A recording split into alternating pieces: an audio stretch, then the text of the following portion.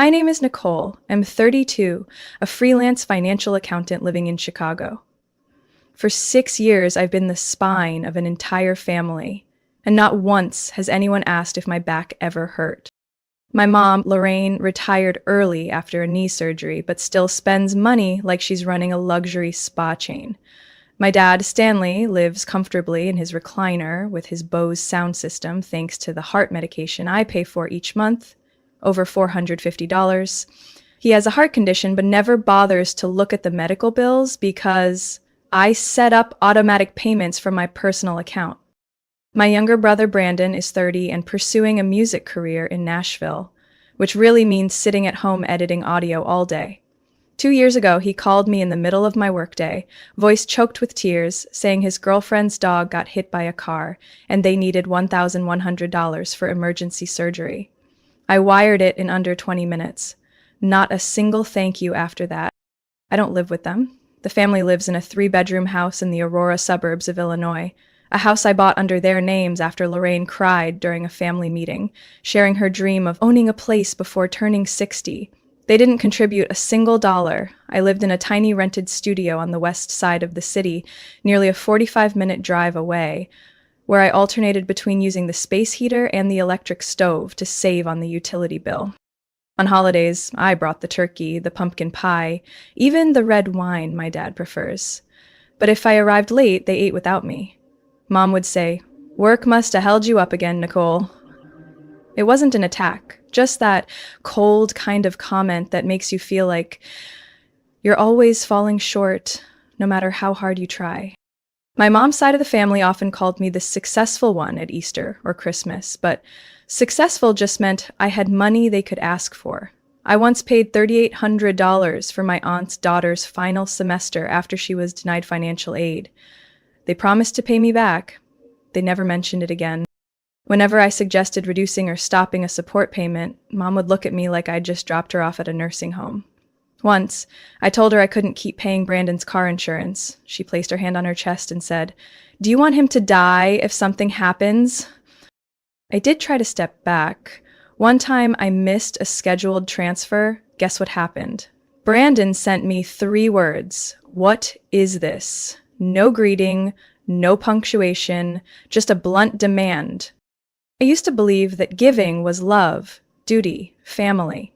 But over time, it turned into a strange system where I was the interest-free bank, the emergency contact, the excuse for everyone else to avoid responsibility. Once, I had the flu so badly I couldn't sit up. I called Mom, just wanting to hear her voice, hoping she'd ask, "Do you need anything?" Instead, she said, "I'm watching a movie with your dad. Text me later," then hung up. No call back. I used to think that if I just kept giving, one day they'd appreciate me. But the more I gave, the more it became expected.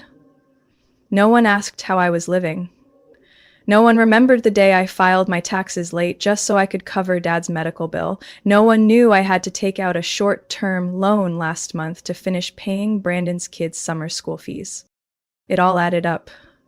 But I still smiled, still sent flowers for Mom's birthday, still bought Dad new Nike sneakers every Christmas, still sent regular transfers into the family fund on the 5th of every month. Until the day everything burned down, and I, soaked, freezing, homeless, and with no one to call, stood on their doorstep and was turned away like a stranger. I remember that day clearly. It had been raining steadily in Chicago since early morning.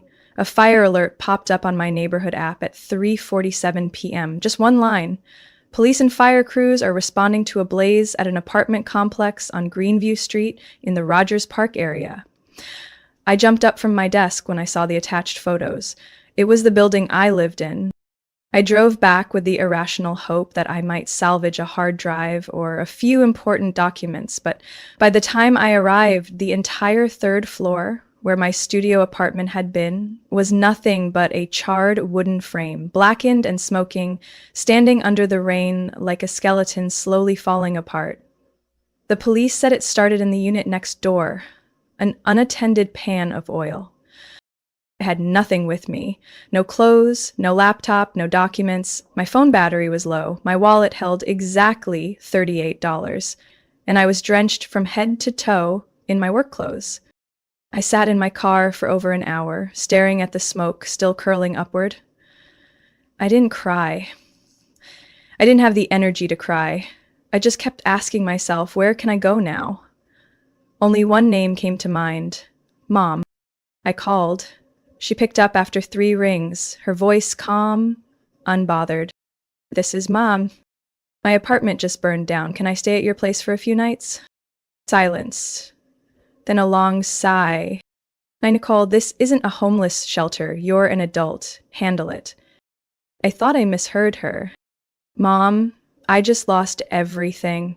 I just need a few days. Get a motel or call one of those charities you donate to." She cut me off. "Mom, it's me. Yes, and you chose to separate from this family. Don't come back just because something went wrong." I could hear a TV in the background. A news anchor talking about gas prices. No panic, no one crying for me. Just my mother, standing in the house I bought, telling me I wasn't allowed in. I drove there anyway, not because I hoped, but because part of me needed to see the truth up close. It was already dark when I pulled up. I parked along the curb, looking at the familiar 2-story house with the red roof peeking through the trees. The lights inside glowed through the windows like warmth I could no longer reach. I knocked. My mom appeared, wearing a cream-colored satin robe, fresh lipstick on. She didn't open the door fully, just stood there, half hidden behind it. "I already told you, this isn't a hotel." I stood there soaked, shoes squishing with every shift of my feet. "Just a few days, until I figure something out. I have nowhere to sleep tonight." "It's not my problem, Nicole." Her voice wasn't loud, just cold. I glanced inside. My brother Brandon was sprawled on the couch, remote in hand, headphones on. He glanced at me once, then looked away like I didn't exist. I swallowed the lump in my throat. I sent Brandon $900 last week to cover his overdue phone bill. And now you're trying to trade that for pity? Mom snapped, eyes unblinking. I stepped back. The rain lashed harder against my back. "It's not pity, I just..." "Figure it out, Nicole. I'm closing the door now." The door didn't slam. It closed with a soft click of the lock, but it hurt more than any slap. I sat in my car a while longer, the engine off, phone nearly dead. I shivered from cold, hunger, and a hurt that had no name. No message from Mom, no call from my brother, no concern from anyone. Everyone stayed quiet as if none of it involved them. Only when the car windows started fogging up for my own breath did I finally see things clearly. I no longer had a home, not because my apartment burned down, but because the place I once called family had never truly been a place to return to. And in that moment, I knew, for the first time in my life, I had to protect myself from the very people I once called my own. I rented a single room in a budget hotel near Union Station. The kind of place that smells like bleach-soaked carpet, with wrinkled curtains and an AC unit that groans like it's dying in its sleep. The front desk didn't ask where I came from or why I had no luggage other than a scuffed leather bag. I paid with my emergency credit card, the only one not linked to my family's endless expenses. I didn't cry, I didn't scream, but in my mind, every number, every bill, every transfer, they all played back like a ledger I knew by heart. I opened my laptop, connected to the sputtering Wi-Fi, and did something I hadn't dared to do in 6 years. I cut off their financial lifeline. I logged into my main bank account, the one where I'd been depositing $2,200 every month into the family fund to cover the Aurora house, my mother's car payments, Brandon's utility bills, and all those sudden emergencies they never seemed to handle themselves. I deleted every single scheduled payment, canceled the secondary card linked to Mom, stopped the automatic car payment for Brandon. The 2020 Nissan Altima I financed under my name, but never once drove. My hand trembled for a second when I deleted the line labeled "Groceries for Mom, $380 per month," not out of fear, but out of relief. Then I checked the credit card statement. The 3 backup cards I'd issued for emergencies only had racked up charges at Starbucks, Amazon, and DoorDash just in the last 3 days. Nothing for medicine. Nothing for basic necessities. I froze every one of them. The confirmation screen popped up. Account deactivated. No further transactions can be processed. It was 2:47 a.m.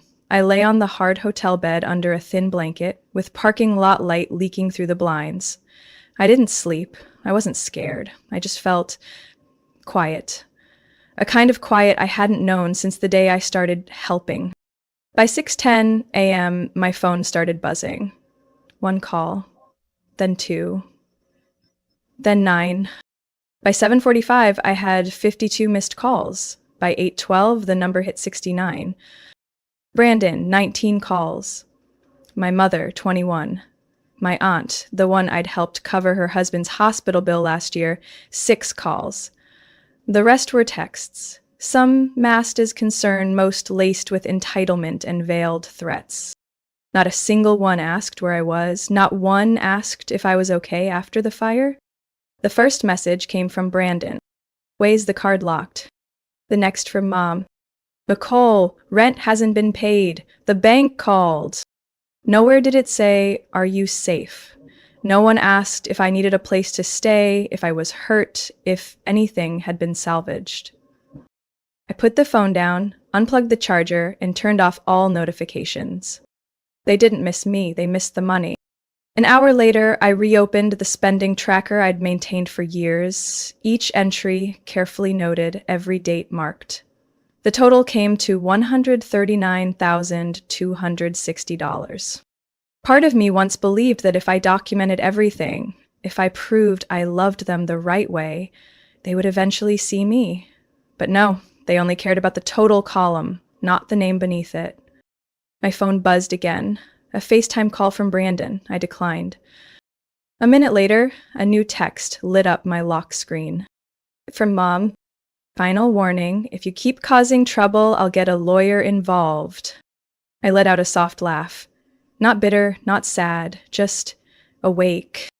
It wasn't that I'd been too invisible for them to notice. They had deliberately not looked, so long as I kept functioning, like a well-behaved ATM. I didn't reply. Instead, I reopened my laptop and navigated to the emergency trust account I'd quietly established years ago for family crises, something Mom never knew about. I transferred full control to myself and revoked all access. The screen displayed a final confirmation. Are you sure you want to remove user Lorraine_M? I clicked confirm. The room didn't get brighter, it didn't get quieter, but I did. And for the first time in 6 years, I didn't feel guilty for keeping what was mine. I sat quietly in the hotel room, the yellow light from the bedside lamp casting a dull glow across the ceiling. Outside the window, Chicago rain continued to fall in a soft, steady rhythm. My old laptop rested on my lap, heating up slowly, almost as if it could sense the rising tension in my chest. I reopened the spreadsheet, the only one I'd ever kept to myself, the one no one in my family had ever seen. Every financial contribution I'd made over the past 6 years appeared like tiny, precise paper cuts. Clear. Undeniable. March 2nd, 2021, Walgreens, blood pressure meds for dad, $164.75. July 21st, 2021, Mike's Pre-Wick for mom, $299. September 12th, 2022, transfer to Brandon, lost job suddenly, $2,000. I scrolled to the bottom. Total $143,820.47. I clicked save, then exported it to a PDF and named the file. What I paid in exchange for silence. I didn't send it right away. I opened a new email and began typing in the addresses. Steady hands, no hesitation. Pastor Walter, the one who had me speak at the winter fundraiser, praising me as a daughter who sacrifices for her family. Aunt Evelyn, the one who called me cold-hearted when I declined to chip in for Grandma's 80th birthday party. My paternal relatives, people who never checked in but constantly forwarded me GoFundMe links for urgent situations. And finally, Brandon, my mother, Lorraine, and the man who never spoke, my father, Stanley. I wrote plainly, no rage, no insults, just facts. Clear as the hallway light exposing cracks no one wanted to admit were there. Dear all, for 6 years I stayed silent. I believed if I kept carrying the load, someone would notice. Below is a record of everything I've spent for this family. Medications, housing, tuition, hospital bills, and countless emergencies. I never asked to be paid back. I'm not sending this to demand repayment. I'm sending this to reclaim the voice I've lost for far too long, so no one can ever again say I'm ungrateful or that I abandoned this family. Sincerely, Nicole Holt. I attached the PDF, double-checked every email address. Then I just sat there. Not clicking send yet, just staring at the button like it was a doorway, one that once opened had no return. I got up, splashed cold water on my face, and when I came back, my phone was flashing again. Brandon calling for the 34th time. I let it ring out. I clicked send. 3 hours later, my inbox exploded. Aunt Evelyn replied first. If this is true, then shame on all of us. I had no idea you carried this much. Then Pastor Walter. I'm sorry I believed what they said. If you need support, the church is always here. And then my mother. No apology, just one line. What the hell are you doing? You're humiliating this family in front of everyone. Brandon sent a blank email, no subject, no message, just an attachment, the internet bill showing a declined payment. I laughed, out loud, for the first time in weeks, not out of joy, but because I had just flipped a table they never imagined I'd even dare to touch. That night, I checked out of the hotel and moved into a new place, a smaller room on the south side of the city. No fancy amenities, but it was safe. No one knew I was there. No one knew the room number. I turned off location tracking, changed all my bank passwords, and set my primary phone to only receive texts from saved contacts. The next day, I got a message from an unknown number. Nicole, Mom says she'll hire a lawyer. You should rethink things before this goes too far. Kayla, the daughter of my cousin, the one I helped when she didn't qualify for student loans. I blocked the number. No more anger. No more explanations. I sat in the small rental room as the ceiling fan spun slowly above me. The damp spring air crept in through the cracks in the window frame. My laptop rested in front of me, open to the Facebook account I hadn't touched in nearly a year, just to check one thing. And there it was. A long post, nearly 2 pages, publicly shared by my mother Lorraine, accompanied by a photo of a burned-out house. The bolded headline read, "Our family has lost everything." She wrote about a home destroyed, about years of sacrifice and betrayal by a cold-hearted daughter who turned her back on her blood.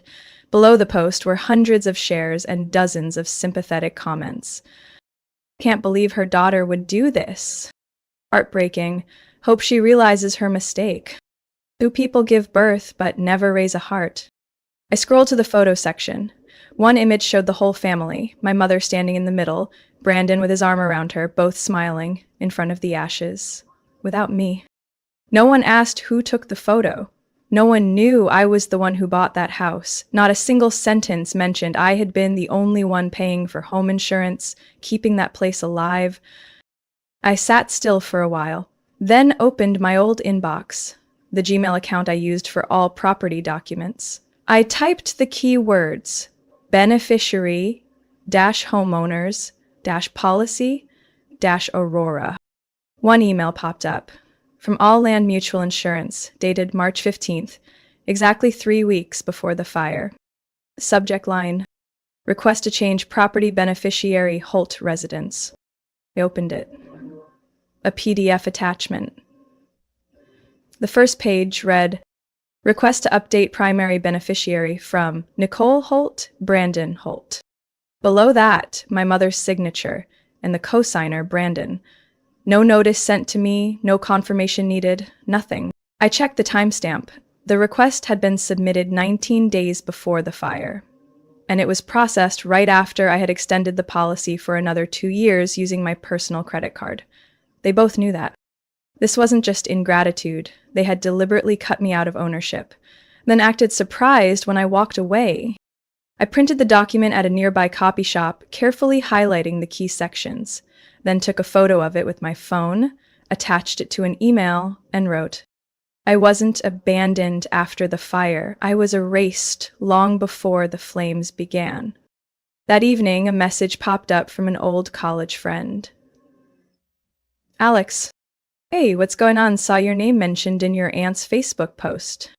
I simply replied, "Every story has two sides, but they only posted the one that benefits them." Then I visited a local Facebook group my mother was active in, Aurora Neighbors United. Her post was pinned at the top of the group, along with a plea for help. Below was a GoFundMe link started by Brandon. Campaign title: "A fresh start for the Holt family." Goal: $25,000. Raised so far, $17,860. Posted 3 days ago. I clicked on the campaign updates tab. The latest entry read, "Thank you for supporting my mom and brother after my sister abandoned us at our lowest point. They deserve a new home, free from someone who only sees dollar signs." I closed my eyes for a moment, not from pain, but from pure disbelief at how smoothly they had orchestrated this narrative. I saved the entire campaign, screenshotted every comment and donation, and placed them in a folder named Proof of Erasure. They hadn't just used me, they had replaced me with a more compliant version, a fictional daughter who stayed silent, never pushed back, and only knew how to wire money. I reopened my expense spreadsheet and added one last entry. April 14th. Martina, Carolyn, and Lindsay's children. Diarrhea occurring less often, use of the bathroom less. And typed a note beside it, "My worth isn't in the numbers, but it's because of those numbers they believed I didn't deserve a place in the family." I didn't fight back online. I didn't post a rebuttal. I stayed silent and documented. Every line, every receipt. Because one day, they'll forget the words they used, but me, I'll have it all on record. That evening, just as I lay down on the rock-hard mattress in my tiny room, there was a knock at the door. Not polite, urgent, pounding knocks, like someone angry and too impatient to wait.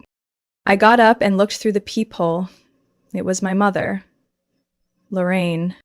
She stood there, holding a worn beige leather purse, her face frozen, eyes burning with a fury she didn't bother to hide. I cracked the door open slightly.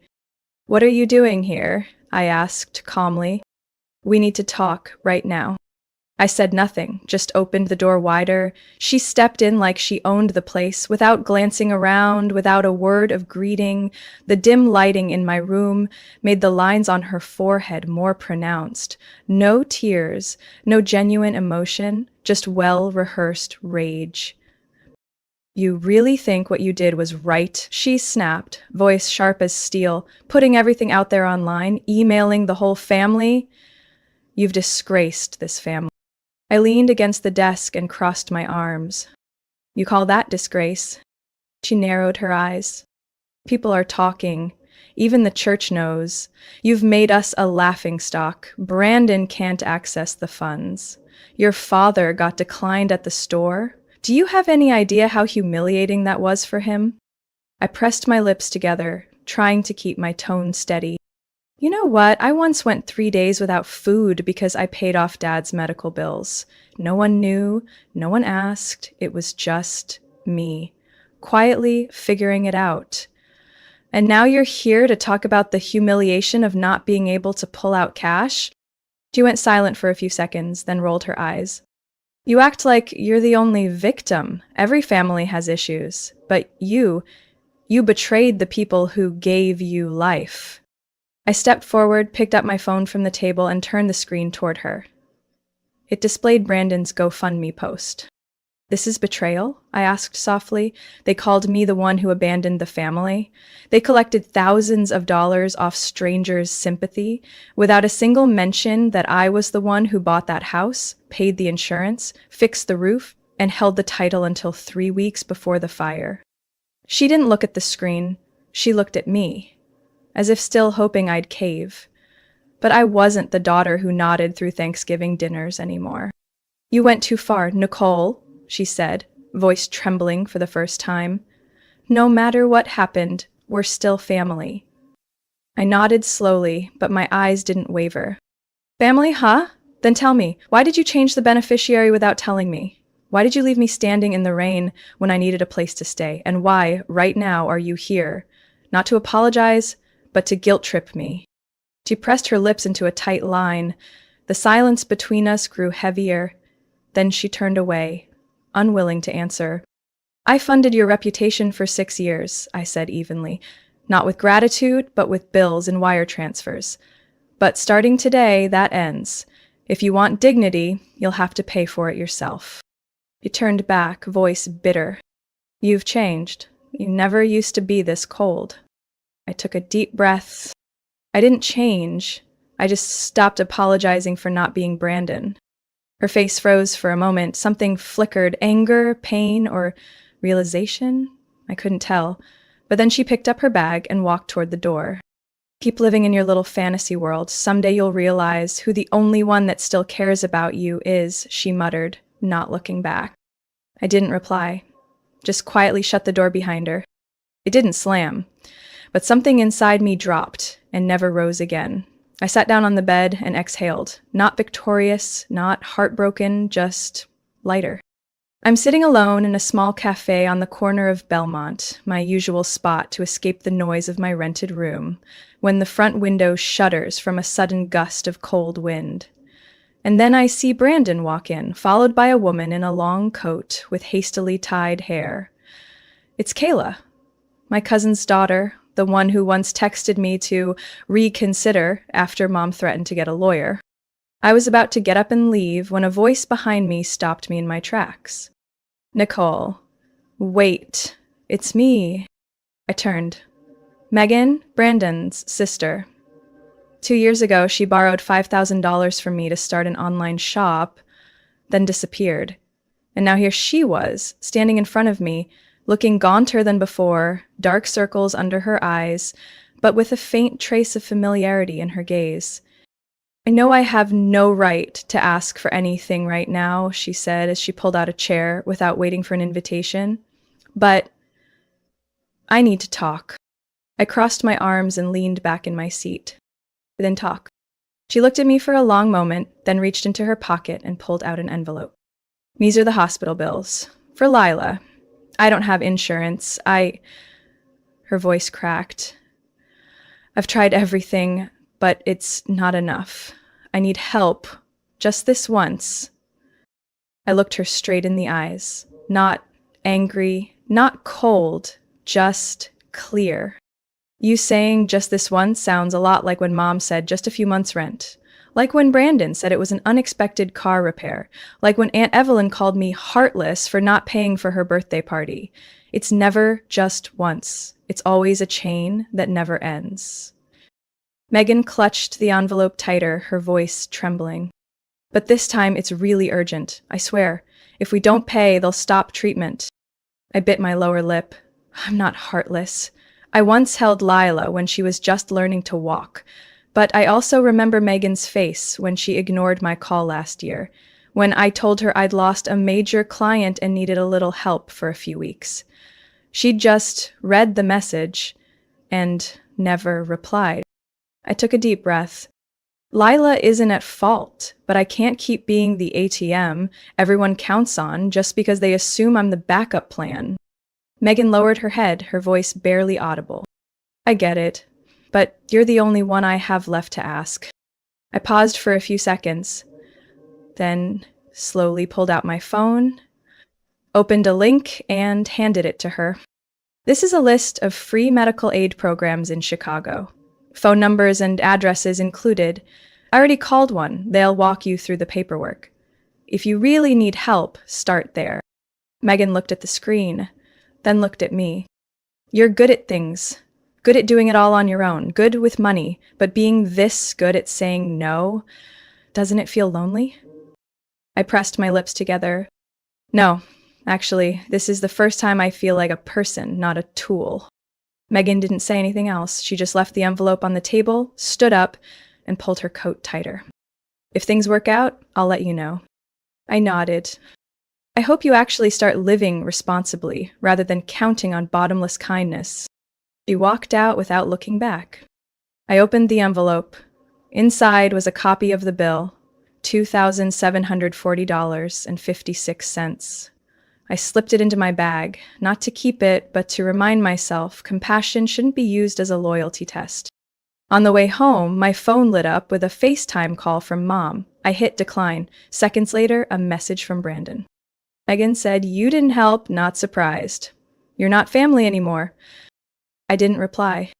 I don't need to prove where I belong, because for the first time in years, I understand clearly I wasn't pushed out of the family. I walked away because I'm done paying for a place I was never truly given. And this time, I've learned how to say no without having to apologize. 2 weeks after the meeting with Megan, I moved into my new apartment, a small studio on the 3rd floor of an old building in Edgewater. No elevator, creaky stairs, and a kitchen just big enough for a single hot plate. But the lease had my name on it, Nicole Holt. And for the first time in years, I didn't have to ask anyone, "Is it okay if I live here?" I set the last box down on the wooden floor, dropped to the middle of the room, and exhaled. Not from exhaustion, not from stress, just relief.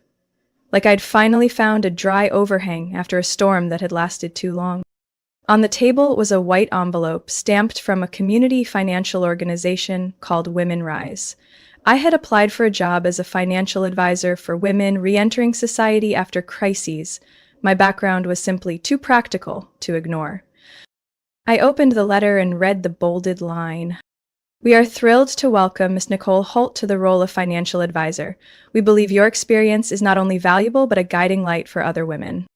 I let out a soft laugh. They called me a light, even though most of my life I had been treated like a hidden wall outlet. Always there, always available, but rarely acknowledged.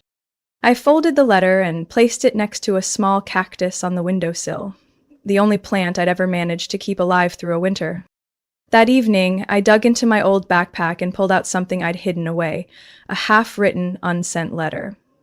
I had written it on a sleepless night back when I still thought everything could be mended with kind words. "Dear Mom, I used to believe that if I was patient enough, things would change. That if I gave enough, you'd see I wasn't distant. I was just trying to live with integrity."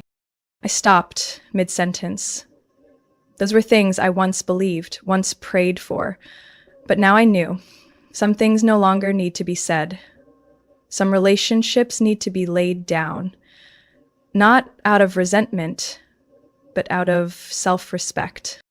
I burned the letter in an old metal bowl. The flame didn't flare up dramatically. It burned quietly, reducing the paper to clean ash. Through the window, a soft yellow glow from the neighboring building spilled in. I heard a bike bell down on the street.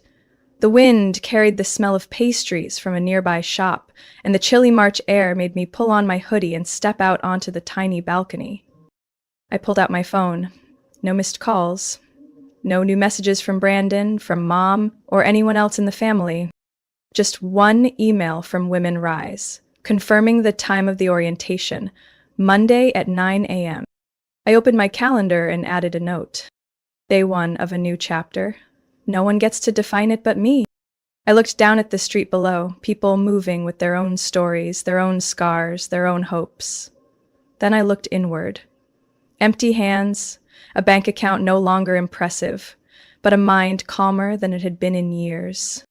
I wasn't rich. I hadn't succeeded by my family's standards. But I knew where every dollar went, what boundaries I had drawn, and what steps I had taken to leave. The next morning, I got out of bed at 6:30, brewed a cup of green tea, and powered up my laptop. I began drafting the first lesson for my workshop, Personal Finance and a Woman's Right to Decide. The first slide I typed read, "You're not selfish for keeping your money for yourself." I didn't know how many people I'd help, but if even one person, just one, looked at me and realized they didn't have to be someone's walking wallet, then all the years I had lost wouldn't be for nothing. That night, before going to sleep, I wrote a single line in my journal. Not to vent, not to remember anyone, but to affirm what I had just done. I once loved them enough to carry the whole family. Now I love myself enough to let go, and for the first time, I don't feel guilty for it. I closed the journal, turned off the light, and slept soundly. No dreams, no waiting for an apology that would never come. Just peace, whole, and entirely mine. Nicole's story is a powerful reminder that kindness should never be treated as an automatic obligation.